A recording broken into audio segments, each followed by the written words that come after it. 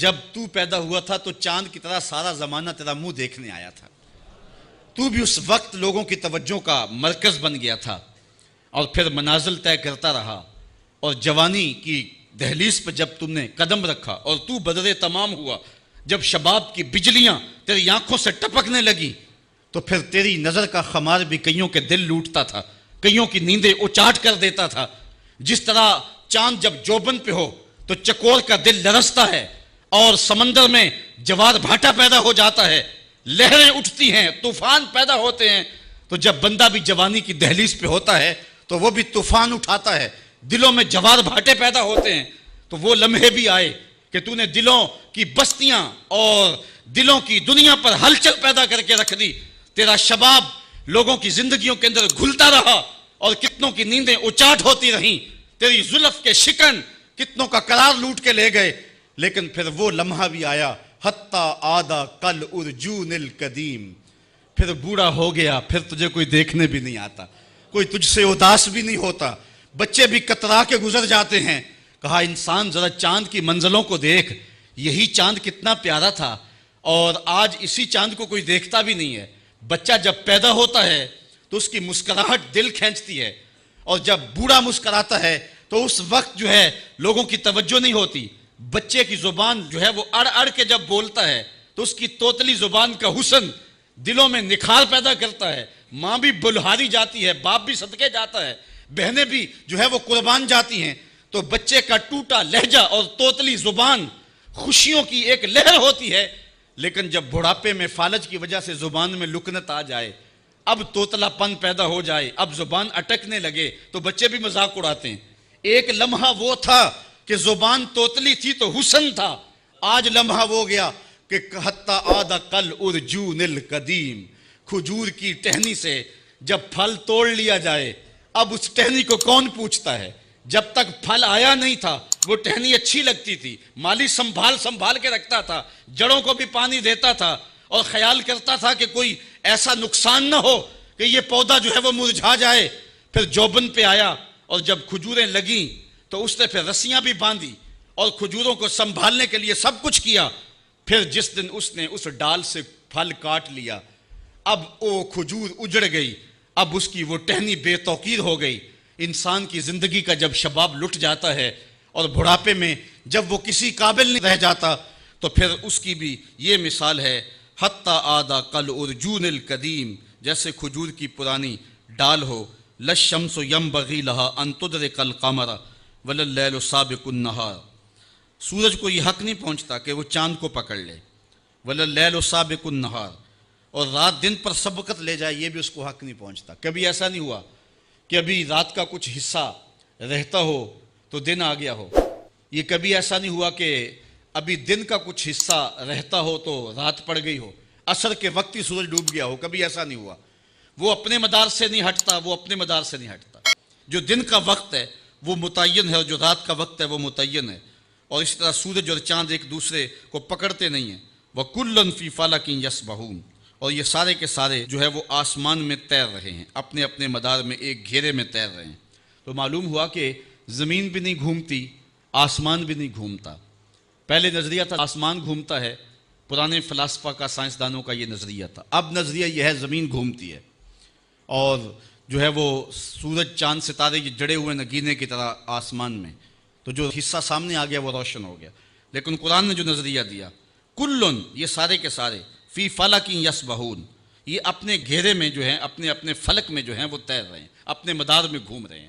تو چاند سورج ستارے گھوم رہے ہیں، آسمان بھی نہیں گھوم رہا، زمین بھی نہیں گھوم رہی، چاند سورج ستارے گھوم رہے ہیں۔ وآیۃ لہم، ان کے لیے ایک نشانی، انا حملنا ذریتہم فی الفلک المشحون، ہم نے ان کے بزرگوں کی پیٹھ میں بری ہوئی کشتی میں سوار کیا، یعنی ان کو، ان کی ذریت کو، جو ذریت بزرگوں کی پیٹھ میں تھی، جو قیامت تک آنے والی نسلیں تھیں، ہم نے بھری ہوئی کشتی میں سوار کیا۔ اللہ اکبر۔ وخلقنا لہم من مثلہ ما یرکبون، اور ان کے لیے ویسی ہی کشتیاں بنا دی جن پر وہ سوار ہوتے ہیں۔ آج کے جدید جہاز اس سے مراد لیے جا سکتے ہیں۔ تو کہا ان کو، ان کی ذریت کو، ان کے ساز و سامان کو ہم نے بڑی کشتیوں کے اندر سوار کر دیا۔ لکڑی کا ایک تختہ ہے جو پانی پہ تیر رہا ہے۔ وَإِن نَّشَأْ نُغْرِقْهُمْ، اللہ اکبر. یہ کیسے تیر رہا ہے؟ کہا اگر ہم چاہیں تو انہیں غرق کر کے رکھ دیں.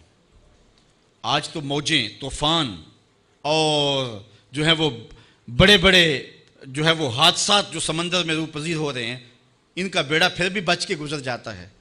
یہ ملا کا کمال ہے یا جو بیٹھے ہیں ان کا کمال ہے؟ کہا ان کا کمال نہیں، رب ان کو بچا رہا ہے. اور اگر ہم چاہیں وَإِن نَشَاء، اگر ہم چاہیں نُغْرِقْهُمْ، ہم ان کو غرق کر دیں، فَلَا صَرِيخَ لَهُمْ، ان کی کوئی چیخ بھی نہ سن پائے، ان کی کوئی فریاد کو بھی نہ پہنچے. وَلَا هُمْ يُنْقَذُونَ، اور نہ یہ بچائے جائیں، کوئی مدد کے لیے کوئی ٹیم ان کی مدد کو پہنچے بھی نہ. اگر ہم چاہیں تو ایسی جگہ ڈبو دیں، ایسی گھمن گھیری کے اندر، ایسے منجدار کے اندر کہ ان کی خبر بھی نہ ہو. اور دنیا کے اوپر کتنے جہاز ایسی جو ہے وہ گمبھیر اور ایسی منجداروں کے اندر ڈوب گئے ہیں کہ آج تک انسان تو انسان رہے، ان جہازوں کا نہیں پتہ چلا گئے کدھر. تو اللہ فرماتا اگر ہم چاہیں تو ایسی جگہ ڈبو دے جہاں ان کی کوئی فریاد بھی نہ سنے، ان کی کوئی آواز بھی نہ سنے. الا رحمتا منا، لیکن ہم ان کو بچا رہے ہیں. کیوں؟ یہ ہماری رحمت کی وجہ سے بچ رہے ہیں. ومتاعا الی حین، اور ایک وقت کے لیے ان کا برتنا ہے. ان کی موت ان کی زندگی کی حفاظت کر رہی ہے. اس وجہ سے یہ بچتے آ رہے ہیں کہ موت کا بھی وقت نہیں آیا، پیغام اجل ابھی نہیں آیا. تو یہ سمجھتے ہیں ہم بچ کے آگے، تم نہ بچ پاتے، یہ بچانے والا بچا رہا ہے جس نے تمہاری موت کا وقت مقرر کیا ہے. جب تک اس متعین وقت پہ نہیں پہنچو گے تمہیں کوئی نقصان نہیں پہنچا سکتا.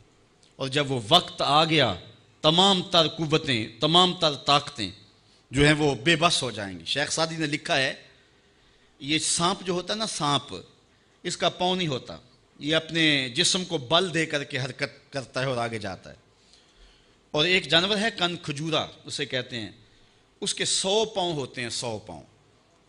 تو یہ سانپ اور اس کی آپس میں دشمنی ہے. کبھی کن کھجورا کہیں نظر آئے تو سانپ پھر اپنی ایڑی چوٹی کی ہمت صرف کر دیتا ہے اس کو شکار کرنے کے لیے، چونکہ اس کی یہ مرغوب غذا ہے. تو شیخ سعدی فرماتے ہیں کہ کن کھجورا نکلا نا تو سانپ نے بھاگ کر کے اسے پکڑ لیا.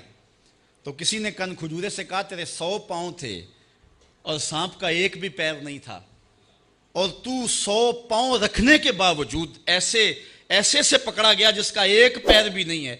تو اس نے کہا کہ تقدیر کے آگے تدبیر نہیں چلتی، کہ تقدیر ڈاڈی ہے تو تقدیر کے آگے میرا 100 پیر بھی کام نہ دے سکا. تو جب تقدیر آ جاتی ہے، موت آ جاتی ہے، تو کوئی تدبیر کام نہیں دیتی ہے. اور جب تک موت نہیں آتی ہے تو پھر زندگی کی موت خود حفاظت کرتی ہے. اللہ فرماتا ہے کہ یہ جو بچے آ رہے ہیں، یہ منجداروں سے نکل کے ان کے بیڑے باہر آ گئے ہیں، یہ جو ساحل مراد پہ آ لگے ہیں، یہ سمجھتے ہیں جہاز بڑا قوی تھا، یہ سمجھتے ہیں کہ ہمارا جو چلانے والا ملا ہے، ہمارا جو کپتان تھا وہ بڑا سمجھدار ہے، وہ منجداروں سے نکال کے لے آیا. کہا ایسا نہیں ہے، بلکہ کیسے جہاز منزل پہ پہنچا؟ الا رحمتا منا، یہ ہماری رحمت کی وجہ سے ہوا ہے. اللہ اکبر. ومتاعا الی حین، اور ایک وقت تک برتنے کو دینا جو ہم نے مقرر کیا ہے اس وجہ سے. وَإِذَا قِيلَ لَهُمُ اتَّقُوا مَا بَيْنَ أَيْدِيهِمْ وَمَا خَلْفَهُمْ لَعَلَّكُمْ تُرْحَمُونَ، اور جب ان سے فرمایا جاتا ہے ڈرو تم اس سے جو تمہارے سامنے ہے اور جو تمہارے پیچھے آنے والا ہے. اللہ اکبر. اس امید پر کہ تم پر کرم ہو تو وہ منہ پھیر لیتے ہیں. یہ ان بد نصیب لوگوں کی کہانی ہے.